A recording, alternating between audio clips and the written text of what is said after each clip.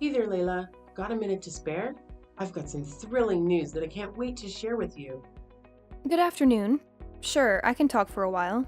What's going on? Well, first things first, how's Stephen been?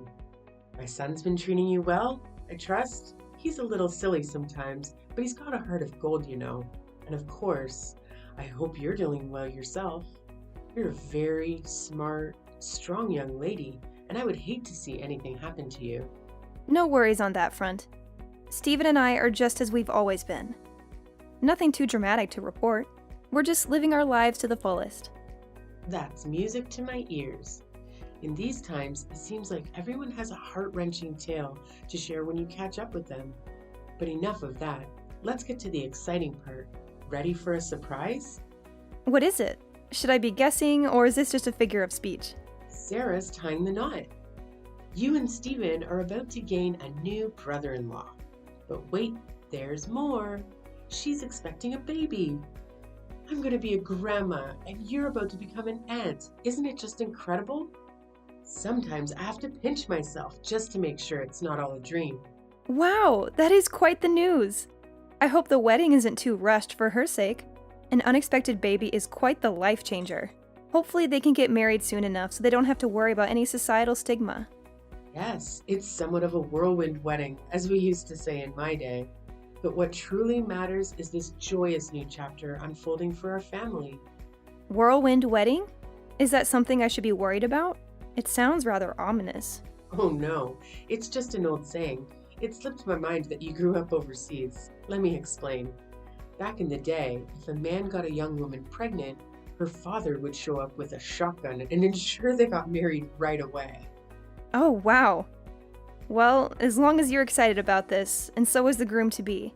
Anyway, that really is fantastic news, and I'm genuinely happy for you and Sarah. Can you believe it?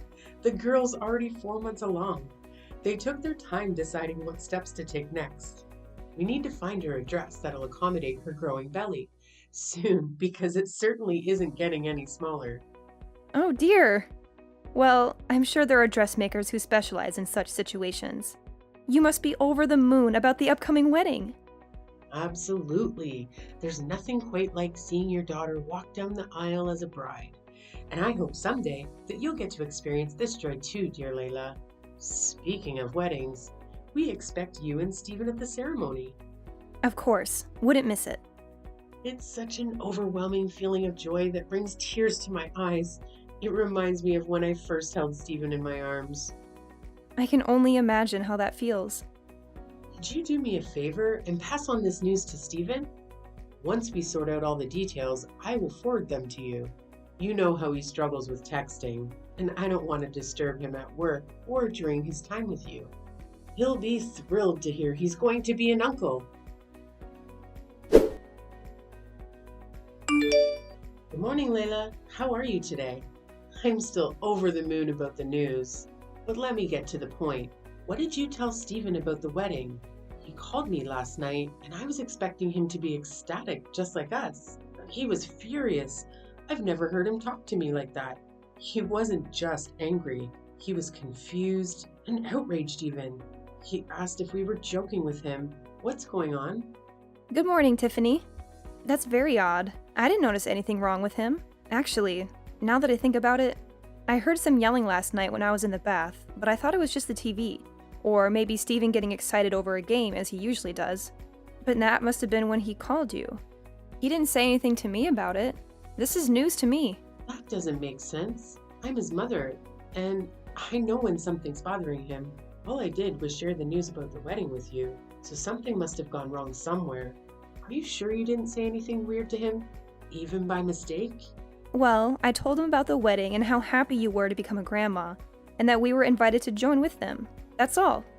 Then why would he snap at me like that? Just a guess, but maybe this is still a touchy subject for Steven. Touchy subject? What do you mean?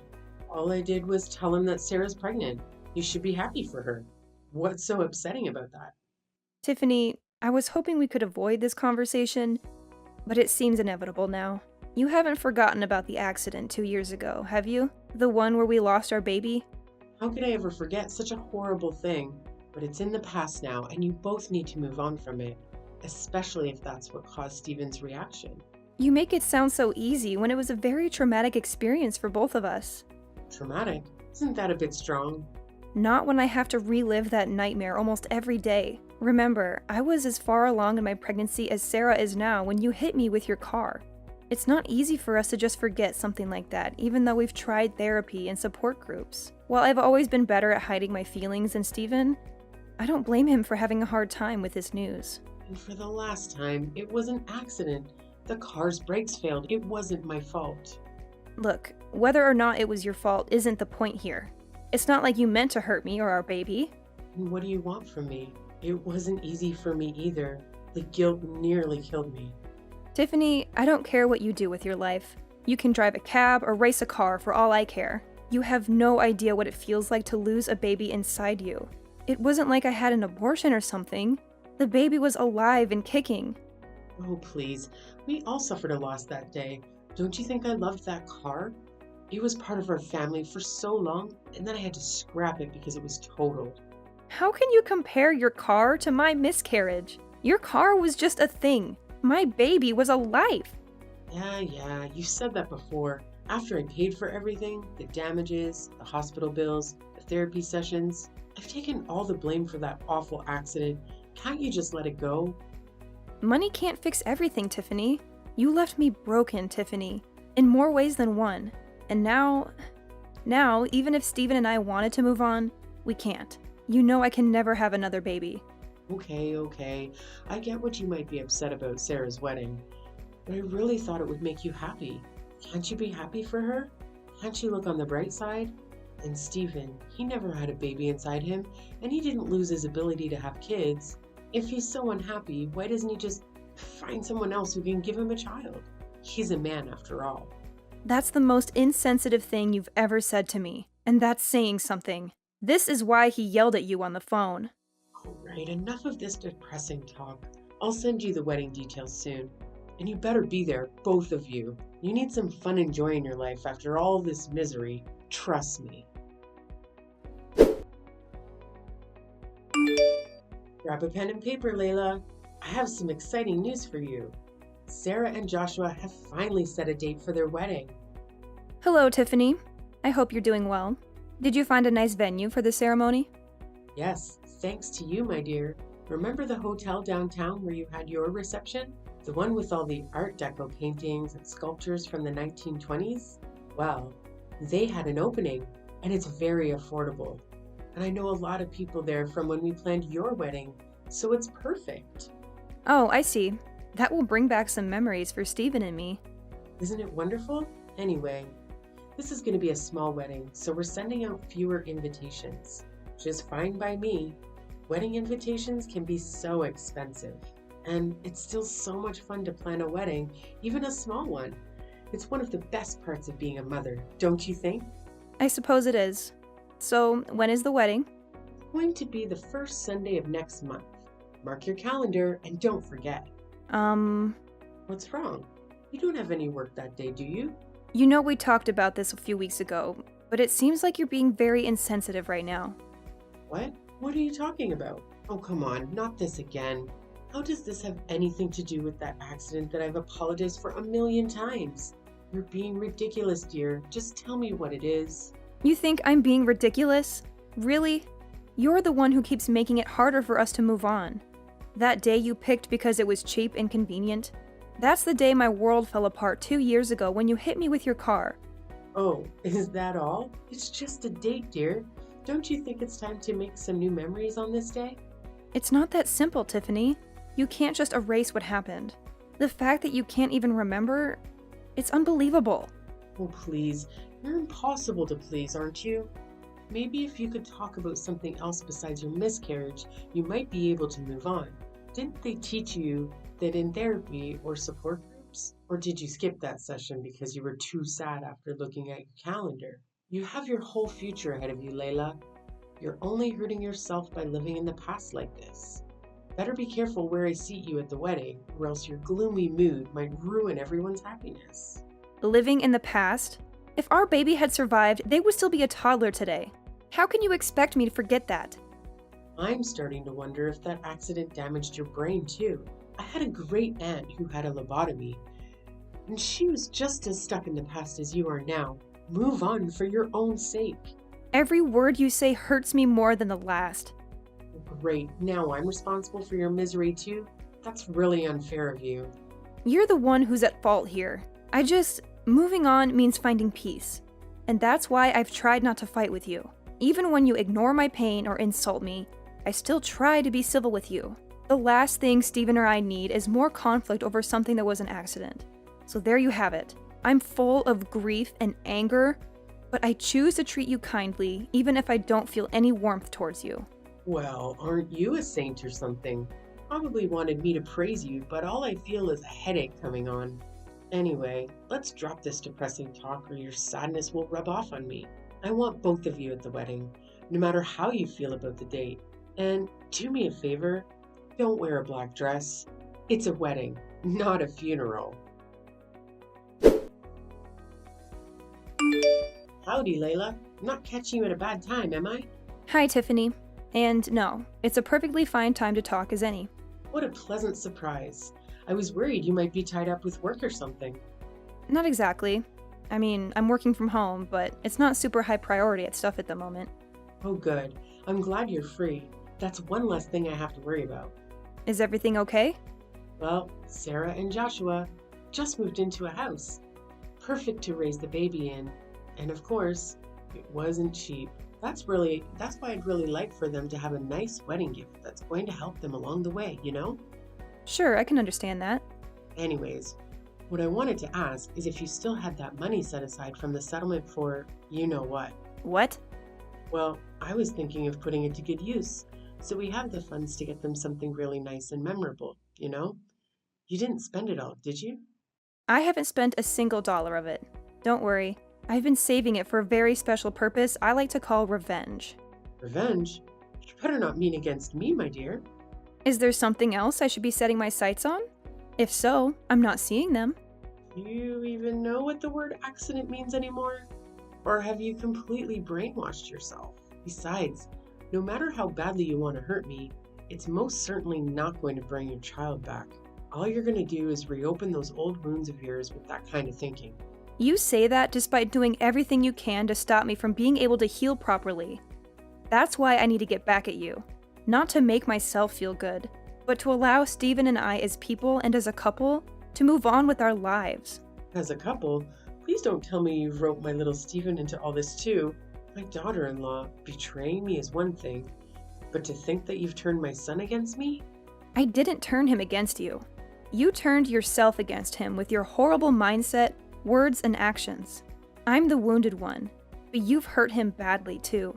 That man has been grieving with the worst kind of pain and loss imaginable. And you act like he should just grow some thicker skin about it. I don't want to hear how you feel as a mother when you took away my chance to be a mother of my own and his chance to be a father. So, I've paid the settlement. I paid your bills. I've begged time and time again for your forgiveness. How is this not over yet? I've been able to move on from things just fine somehow, while you two seem to relish being emotional black holes. You haven't moved on because you never cared to begin with. You were more upset about your car than you were about the baby, after all. I want you to look deep inside yourself at whatever shriveled up excuse of a heart you have inside your chest, if any, and really think for a second.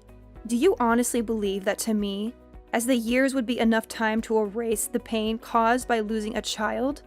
Whatever happened to the old saying, time heals all wounds? I figured you would pull out something weak like that. You've already made up your mind, haven't you? As long as you've paid us off, your hands were free of any blood.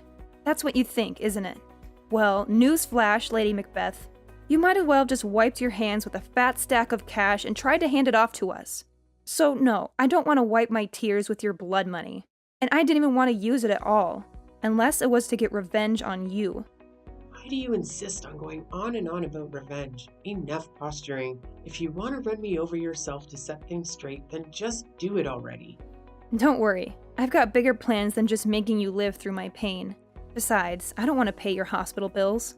And I need you to be able to walk away in shame when this is all over. Alright, then spill it. What's your big plan, mastermind? No can do. I've been planning this for quite some time, and I need you to be surprised when it happens. For now, feel free to go about your life knowing that soon everything I want will come to pass. Good evening, Tiffany. What a lovely wedding, don't you think? Sarah looked stunning, and you looked so proud and happy. I could see your smile from across the room. Layla, thank you for coming to the wedding with Steven. I have to admit, I wasn't sure if you'd show up. I wouldn't miss it for the world. This was a big day for Sarah. Her dress was gorgeous. You couldn't even tell she was pregnant, especially with that beautiful veil. Oh, I know, I picked it out myself, and I have to say, I have a good eye for these things. Now that we've exchanged compliments, can we get to the point? Point? I'm not here to chat about the wedding. There's only one reason why I'm here. To tell you that your time is up. This is the last time you'll ever hear from me in any way. I thought about confronting you at the reception, but this is easier. Sarah shouldn't have to suffer because of you. Is that so? How considerate of you. Believe me, it's for her sake, not yours. She deserves a happy life, unlike us. Besides, you told me not to bring up the accident at the wedding, remember? I'm just following your orders. Have you been careful lately, watching your back? No, why would I? Well, I don't know it would have mattered anyway. Ever since I woke up in that hospital bed, I've been planning my revenge in silence while perfecting my strategy to destroy you. You've been plotting against me all this time? Obsessively? Obsessively, indeed. Right after I got admitted to the hospital, I asked Steven to hire a private investigator for us. What? Why would you need a detective? Wait and see. The important thing is that with the money you gave us, we were able to hire the best one in the business. He worked non-stop until a few days ago, and his 2 years of hard work paid off. Right now, I'm holding a report with his findings. Well then, what dirt did he dig up on me? Just a detailed analysis of your daily activities over the past 2 years, Tiffany. Nothing too surprising for you. My daily activities? What? You used my money to hire someone to spy on me? To stalk me? Indeed. It's amazing how many weaknesses can be found in someone's ordinary daily routines. How well do you know your own habits over these past few years anyway? Reading through this was quite shocking for me. But for you, it must be normal by now. This is some kind of prank, right? You don't really hire a detective. You're just trying to scare me into admitting something. Well, it's not working, Layla. Nice try. Sorry to burst your bubble, but this is no prank. As much as I would love to trick you into giving me what I want, my approach had to be thorough and foolproof. Yeah, right. By the way, your husband quit his job last year, didn't he? We haven't talked much about your life lately, but that detail caught my eye in the report. Well, you could have easily found that out from Steven or Sarah. But yes, as a matter of fact, he did. He's got a new job at the History Museum across town that's treating him much better now. I'll have you know, most people can't find better work at his age. I thought as much. I know you're not lying about that. Mostly because that time frame lines up with a noticeable disturbance in your life's activities. Disturbance? You're the one acting disturbing. That's what I think. About that disturbance, I guess the best way to put it is that you're living more than just one life for yourself, aren't you, Tiffany? I have no idea what you're talking about. This means nothing at all to me. Not a single word you've said. Really? Let me give you a refresher then. Does this scenario I'm about to describe sound familiar to you at all? It's the weekend, and you tell your husband that you're going out with some girlfriends of yours. My guy knows better than that, though, and he is able to tell me what you're really up to. Picking up younger guys at bars downtown and taking them back to a cheap hotel room you've booked for the weekend. I almost lost track of the amount of times my gumshoe reported that same story back to me. Seeing it all compiled now, it really makes me think, just what kind of woman are you, Tiffany? I have no idea what you're talking about. You don't know half of what you're saying either. So you do your best to shut it if you know what's good for you. You're just saying a whole lot of nonsense you have no way of proving. Oh, you can rest easy on that front. The detective supplemented all of these with write-ups of your dirty deeds with equally dirty photos. Photos? You know, I always thought a woman of your age would know better than to do something this rash and thoughtless. Or that you'd at least be smart enough to cover your tracks. These photos are unmistakably you, though. And you've got nowhere to hide now. I haven't done anything wrong. Sure, you have photos of me with some guy, but you have no idea what my intentions were. Oh, I don't think it takes much for me or anyone else to piece that together. I definitely don't need to hire a detective to have a theory or two. Besides, even if you didn't do anything with this guy, certain facts stay true, immutably so. Namely, the fact that you lied to your husband about what you were doing all those weekends. Now, if you didn't think you were doing anything wrong, I have to ask, what were you thinking? Maybe I just didn't want him to worry about me while I went out for drinks, okay? Maybe. Maybe you didn't want him to know that you were fooling around with other guys, and much, much more. Are you any good at poker, Tiffany? My eyes and ears out in the city told me that you like to spend your husband's hard-earned money on poker at every bar in town. It would probably be pretty bad for your image if your husband, Sarah, or any of the lovely people at this wedding found out you had this side to you, huh? Shut up. So what? You've got photos, huh? You'll never catch me in the act, so your findings are as good as trash. True, you're a slippery one, I admit. A lesser detective wouldn't have even caught a whiff of this. You gave me enough money to destroy you, though. The truth is, whether or not I catch you red-handed, once the information gets out there, you're going to be in the hot seat regardless. The dirt I have on you doesn't just muddy your reputation, it completely spoils it. I'm warning you, if you don't stop this, I'll block your number. I mean, go for it, I guess. That's not really going to stop me from sending all this to your husband, though. You wouldn't dare. He doesn't need to know a damn thing about any of this. This is just between you and me, isn't it? Like you said, no one else needs to get hurt. Really? I was sort of thinking he had a right to know that his wife is not only unfaithful to him, but routinely lies to him about that and her habit of throwing his money away. Telling him just seems like the responsible thing to do from my perspective. When I said I didn't want to hurt Sarah, it was because I wanted this day to be special for her. If he found out, there's no way he'd do anything short of divorcing me, though. That's a good point. You and I both know there's nothing he hates more than a liar and a backstabber. Just imagine how he'll feel when he finds out how long this has been going on. I know you're a gambling woman, but I wouldn't bet on the odds of him staying with you if I were you. How would I be able to live without him? That's impossible. You can't do this to me. Yeah, without your husband's money, you're flat out broke, aren't you? I would offer to give you the money you used to settle with us back, but wouldn't you know it? I spent it all on that detective. Please, I'm begging you. Whatever you do, don't tell my husband. Don't tell Sarah or anyone else. Please. Your demands are getting less and less practical by the second, Tiffany. How am I supposed to just keep your secrets for you, Stephen and I already know, so what's the harm in letting your daughter in on the fun too? They're all going to figure it out sooner or later. You're wrong. They don't have to know a thing. Not as long as you can stop it, right? Wrong. I don't care about protecting you. Not after what you've done. You haven't protected us after all. Rather, you've tried to throw us into the deep end and watch us flounder time and time again. This is revenge, plain and simple. Not for the accident, but for how horribly you've mistreated us these past few years. Me, Stephen, your husband. Speaking of which, it really does seem like fate that it would all unravel on this day. Unlike you, your husband is well aware of the importance of this day. Seeing as he calls us regularly to check in and support us emotionally, he's coming by today to observe the life of the baby we never had as a family. You wouldn't know much about grief, though, unless it was about your car, I guess. He's coming to you? Yeah? Do you have a problem with that? It's already so late in the evening, you know. And besides, if he's going somewhere, I thought he would tell me about it. Right. Because you're always so truthful with him about what you get up to when the sun goes down. Well, why not hitch a ride with him in that case? Maybe he'll even let you get behind the wheel. It might be a tough sell for him, though, because he remembers everything about what you did on that horrible, tragic day. If you do, you won't tell him, right? You wouldn't do something like that if I came, right? He just told me he's getting ready to come, so he'd better make up your mind quickly. All right, I'm coming. I swear.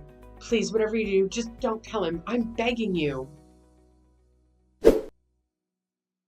Tiffany made it to the house that evening, but her husband took the wheel without offering to let her drive at all. In fact, when Stephen's father arrived at the house, he did as he always did on this day and prayed silently with us. Not that she knew anything about it, but the grief had struck her husband just as intensely as it had us. He came to us right after the accident, and he's been coming over ever since, partly to help us, but also to settle his own sorrow. I think my father-in-law knew of his wife's heartlessness when it came to the tragedy, and so he held on to twice as much pain and guilt in return for being as excited as we were to being parents. He was thrilled to become a grandfather, and he'd put so much thought into how best to support us raising the child. And so, my aspiration of revenge, though rooted in my desire to see Tiffany crumble, came to fruition in getting justice from my father-in-law. He deserved better than Tiffany's lies. When he learned the truth, he said nothing. He drove home with her in silence and divorced her the next day. He's a man of few but powerful words. I can't imagine his anger and disgust.